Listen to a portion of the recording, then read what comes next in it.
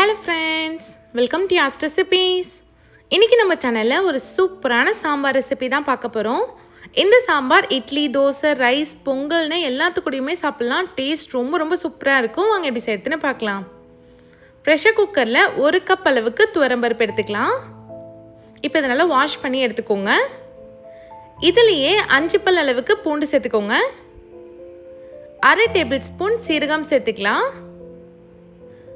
இப்போ 1/2 table spoon போல பெருங்காயத்தூள் சேர்த்துக்கோங்க. 1/2 டேபிள் ஸ்பூன் மஞ்சள்தூள் சேர்த்துக்கலாம். தேவையான அளவுக்கு உப்பு சேர்த்துக்கோங்க. நான் 1 டேபிள் ஸ்பூன் அளவுக்கு உப்பு சேர்த்துருக்கேன். இப்போ பருப்பு முழுகிற அளவுக்கு நம்ம தண்ணி சேர்த்துக்கலாம். நான் பார்த்தீங்கன்னா 1.5 கப் அளவுக்கு தண்ணி சேர்த்துருக்கேன். இப்போ இதை லைட்டாக ஒரு வாட்டி மிக்ஸ் பண்ணி விட்டுடலாம். இந்த மெஷர்மெண்ட் பார்த்தீங்கன்னா ஒரு 4லேருந்து 5 பேர் தாராளமாக சாப்பிட்லாம். அந்த ரேஷியோவில் தான் நான் சொல்லியிருக்கேன். இப்போ குக்கர் மூடி 3 விசில் வச்சு எடுத்துக்கோங்க மீடியம் ஃப்ளேமில். இப்போ ஓப்பன் பண்ணி பார்த்தீங்கன்னா பருப்பு நல்லா வெந்திருக்கும். ஒரு கரண்டியை வச்சு இந்த மாதிரி லைட்டாக மசிச்சு விடுங்க. ஒன்றும் பாதியமாக இருக்கணும். பாருங்கள், இந்த மாதிரி இருக்கணும். இப்போ பருப்பு ரெடி ஆகிடுச்சு. நம்ம தாளிப்பு ரெடி பண்ணிக்கலாம். கடாயில் கொஞ்சமாக எண்ணெய் சேர்த்துக்கோங்க. எண்ணெய் நல்லா சூடானதும் 1/2 டேபிள் ஸ்பூன் போல் கடுகு சேர்த்துக்கலாம். கடுகு நல்லா பொரிஞ்சதும் 1/2 டேபிள் ஸ்பூன் சீரகம் சேர்த்துக்கோங்க. கூடவே 1/2 டேபிள் ஸ்பூன் போல் வெந்தயம் சேர்த்துக்கலாம். ஒரு 3 வரமிளகாய் சேர்த்துக்கோங்க. ஒரு பச்சை மிளகாவை 2ஆக கட் பண்ணிவிட்டு சேர்த்துக்கலாம். பச்சை மிளகாய், காஞ்ச மிளகாய் ரெண்டுமே சேர்த்துக்கோங்க. ஒரு கொத்து ஃப்ரெஷ்ஷான கருவேப்பிலை சேர்த்துக்கலாம்.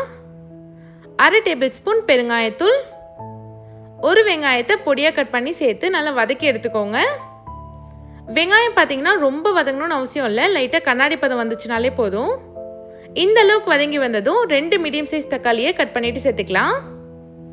இப்போ தக்காளியையும் நல்லா குழைவாக வதக்கி எடுத்துக்கோங்க. தக்காளி பார்த்தீங்கன்னா இந்த அளவுக்கு நல்லா மசிஞ்சு வரணும். இப்போ இதில் நம்ம காய்கறி சேர்த்துக்கலாம்.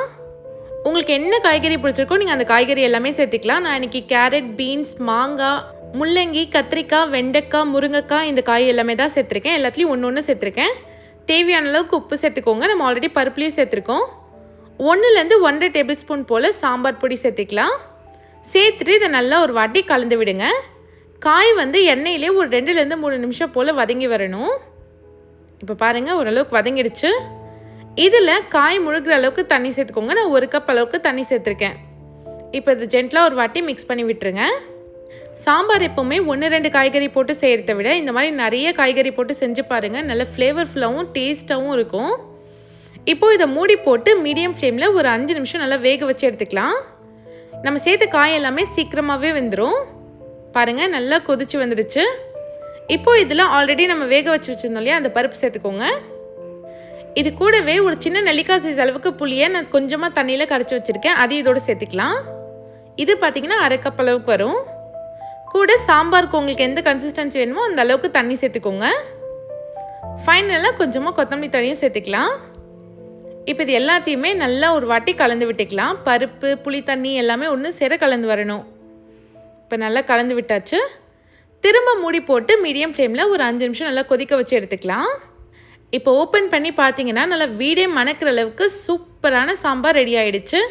சாம்பாரோட கலர் பாருங்கள் எந்த அளவுக்கு சூப்பராக வந்திருக்குன்னு. இந்த சாம்பார் ரொம்ப டேஸ்ட்டாக இருக்கும். கண்டிப்பாக இந்த ரெசிபியை ஒரு வாட்டி உங்கள் வீட்டில் ட்ரை பண்ணி பாருங்கள். ட்ரை பண்ணிவிட்டு எப்படின்னு கமெண்ட் பண்ணுங்கள்.